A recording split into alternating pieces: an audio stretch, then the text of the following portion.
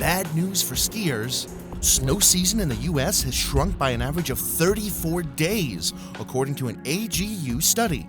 Skiing is a sport that's been around for centuries, that's beloved by people, that whole families participate in. And the risk of that going away is something visceral that Americans, Europeans, globally we can understand. For years, Colorado ski resorts have been working to green their operations.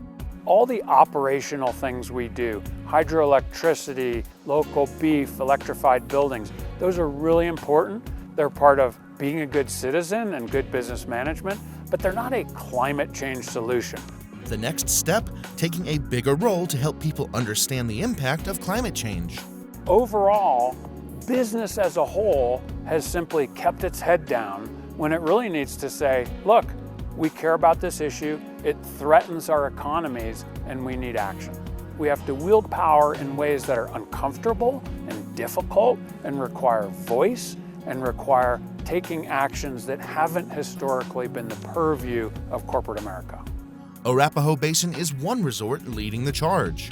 They've been working for a decade to reduce on-site emissions. Now, they're taking it one step further and advocating for local, state, and national climate legislation.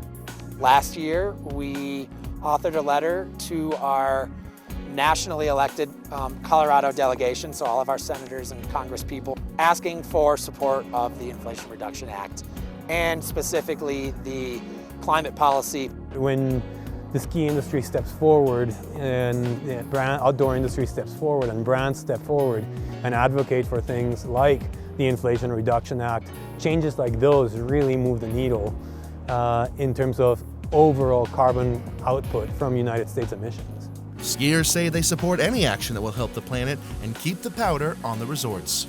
As long as they're being sincere, not just sort of doing it for show and not actually making much of a change. But I mean, I think all companies should be getting behind it, because if there's no snow, they don't have much business to go on. If no one's skiing because there's little snow cover, they're going to go out of business pretty quick.